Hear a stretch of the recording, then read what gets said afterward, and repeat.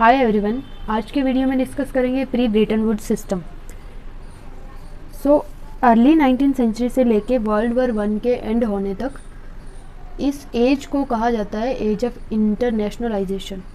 और industrialised nation इस इरा में ट्रेड करते थे under gold standard. Gold standard system में हर एक नेशन अपनी करेंसी को गोल्ड की टर्म में डिफाइन करता था।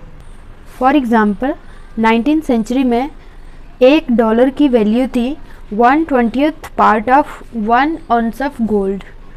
1 ounce ऑफ गोल्ड इक्वल था 31 ग्राम ऑफ गोल्ड के।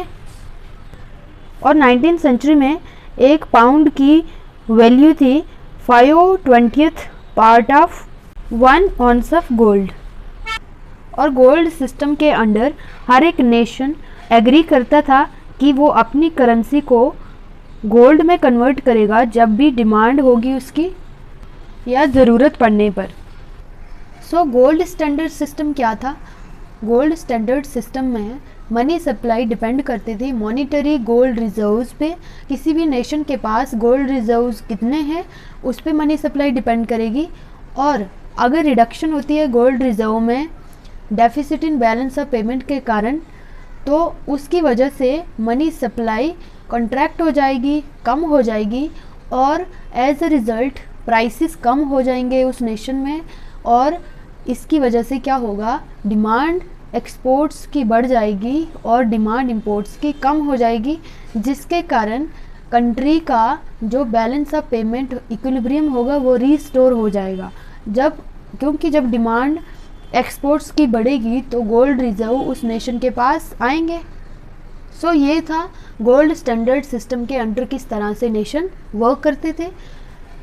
लेकिन वर्ल्ड वॉर 1 जब स्टार्ट होती है तो गोल्ड सिस्टम जो था, गोल्ड स्टैंडर्ड सिस्टम, वो प्रॉपरली वर्क नहीं कर पाया। गोल्ड स्टैंडर्ड सिस्टम क्या करता था, ऑटोमेटिक करेक्शन करता था बैलेंस ऑफ पेमेंट डिसइक्विलिब्रियम्स में through changes in monetary gold reserves. Nations के गोल्ड रिजर्व्स में चेंजेस आती थी, जिसके कारण जो बैलेंस ऑफ पेमेंट में डिसइक्विलिब्रियम होता था वो रिस्टोर हो जाता था एज इक्विलिब्रियम। लेकिन जब वर्ल्ड वॉर 1 एंड होती है तो गोल्ड स्टैंडर्ड सिस्टम फिर से रिस्टोर किया जाता है। प्राइमरीली इसके 2 कारण थे। पहला था कि एक नेचुरल विश थी कि प्री वॉर लाइक सिचुएशन जो थी, गोल्ड सिस्टम जो था उसको लाना है।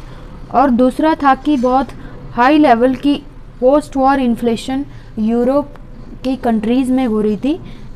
इस कारण से दोबारा से रिस्टोर हुआ था गोल्ड स्टैंडर्ड सिस्टम।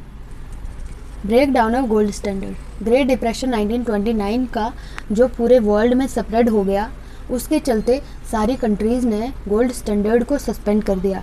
1931 में ग्रेट ब्रिटेन पहली कंट्री थी जिसने गोल्ड स्टैंडर्ड को सस्पेंड किया। उसके बाद एक इरा आया इन कन्वर्टेबल करेंसीज़ का।